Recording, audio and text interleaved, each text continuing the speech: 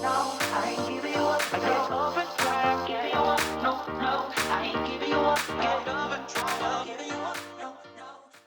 Hi guys, welcome to a really exciting video we have for you today. We're going to be talking about natural pivots, everyone's favorite step, and the spin turn or the overturned spin turn. The reason why we've chosen to talk about this today is because one, they're both beautiful steps, but often a cause for confusion because they are so similar. Also quite difficult. There are many elements that you have to get correct to be able to move efficiently and in harmony with your partner. So we're going to be touching on a few of those points today. We're going to start with the spin turn, okay? So Overturned spin an turn. overturned spin turn, yes. So We simplify it by saying spin turn. So when we dance an overturned spin turn, we have progression down the floor usually. So this is usually done down line of dance. Yeah, so if I'm going to start facing the camera, I'm going to step back on my first step, or diagonally back I should say, and I'm going to spin on my left foot. I'm then going to rise using a heel toe action onto my right foot. I'm going to turn out of my right foot and step back down the floor using my toe heel. So if I just do that again for you, 1, 2, 3. That's my overturned spin turn. And similarly, the lady starts going forwards. I have a heel drive step on my right foot with a pivoting action on step 1.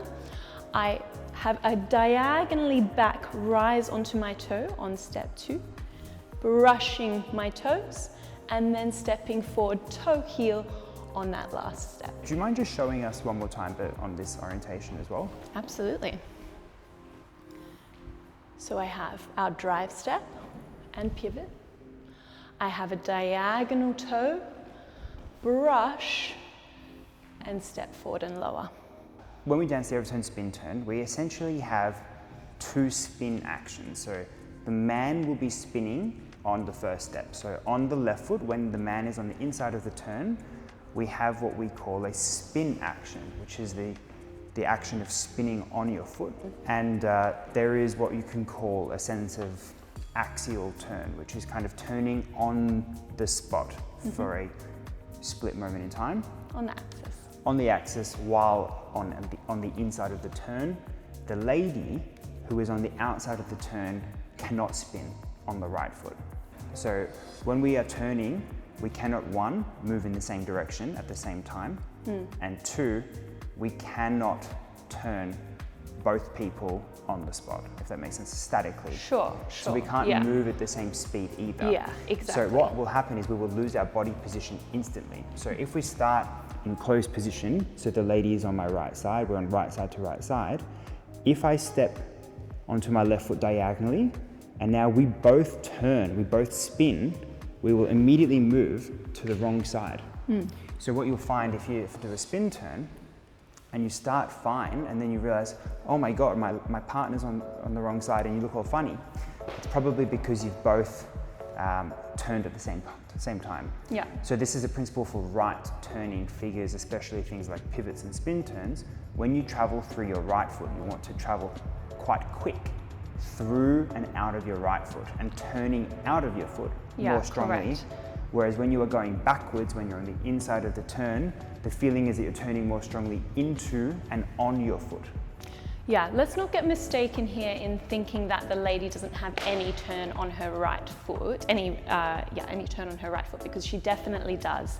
It's really just a matter of ensuring that once that pivoting action of the right foot occurs, that you move off it. So there's a stronger movement compared to the man's stronger turn, and then we take turns. So on step 2 of the spin turn, I will do exactly what Talysa just did.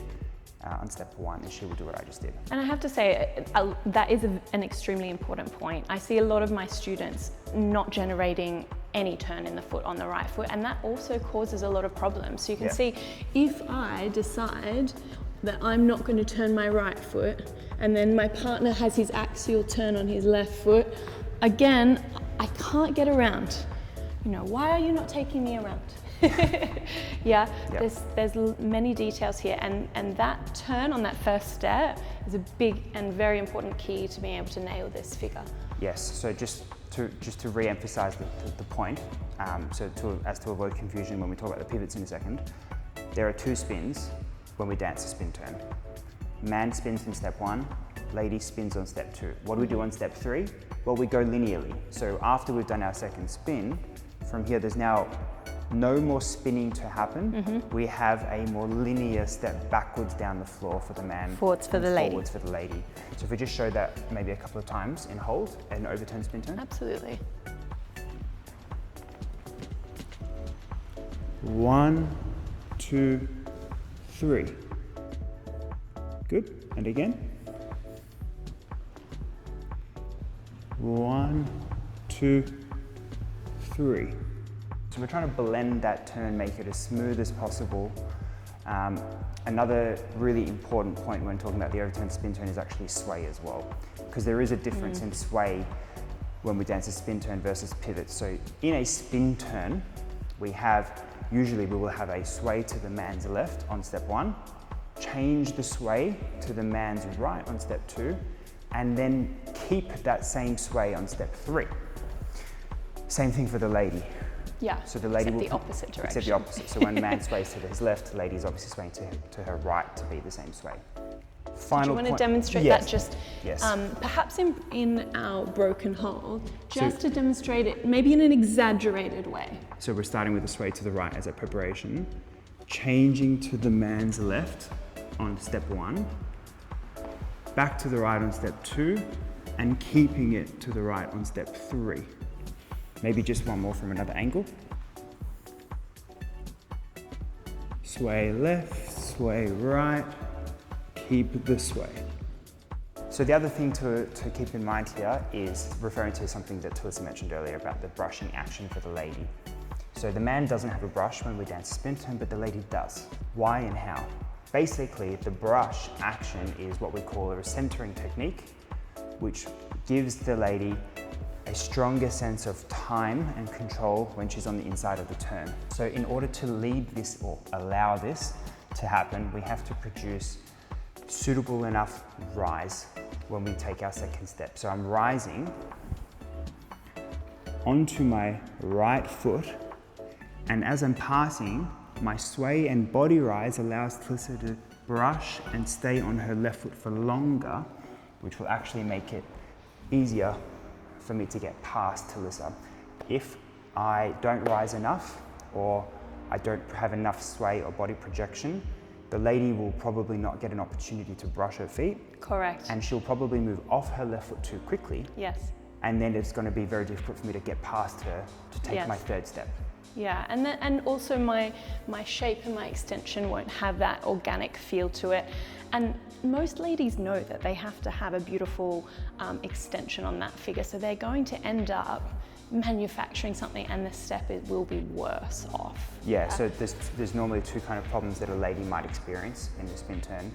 One is throwing her head weight back, right? So the kind especially if I'm not getting that body from the man, yeah. And then you'll find that balance is maybe not so good.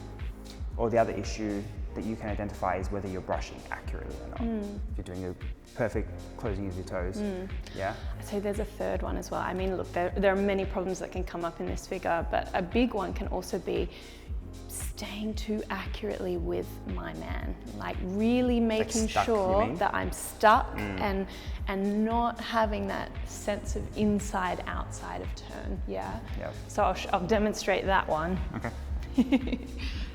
So I am a great lady staying with my partner. I'm staying with my partner. Oh, that's a good point actually. We are stuck. Yeah, I don't normally feel that from Talysa, so that doesn't spring to mind, but yes, that doesn't feel how it normally does when you do it. Correct.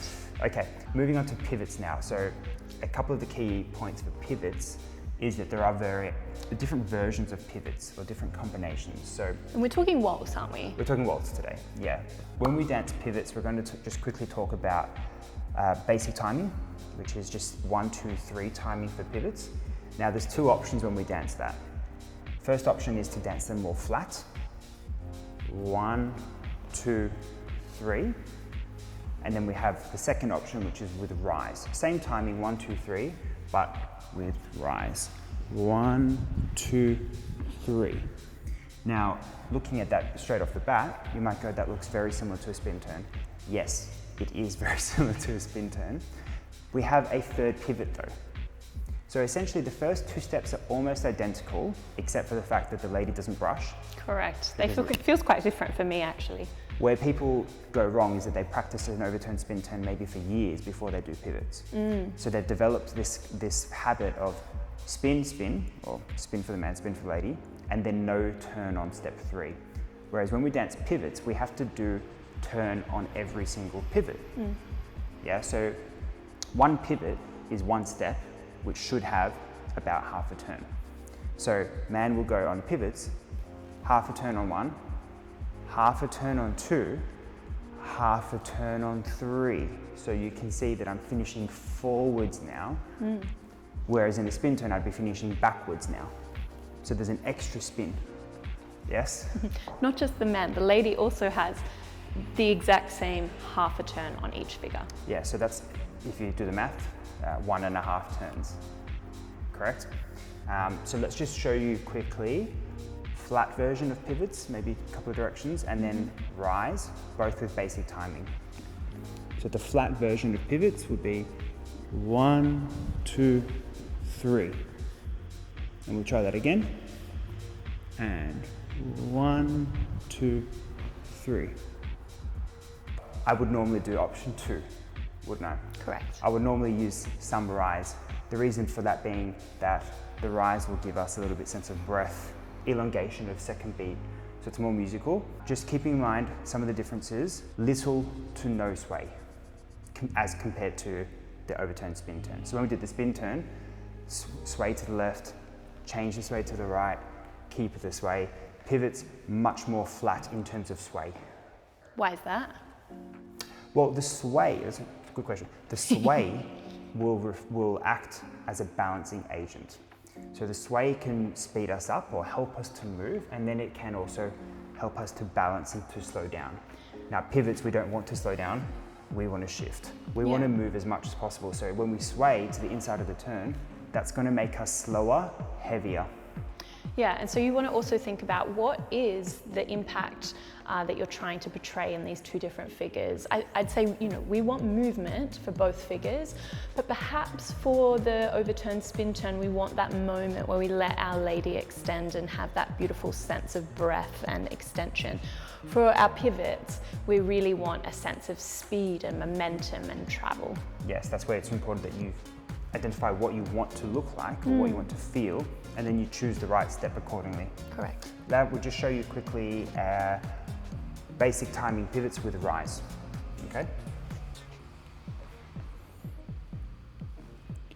1, 2, 3. Good, and again. Down, up, down. Now, where the fun begins. We don't have to do basic timing forever. We can start to syncopate our pivots. So when we syncopate our pivots, this is when it gets a little bit more exciting, it gets more fast, a greater sense of turn where it looks more rotary.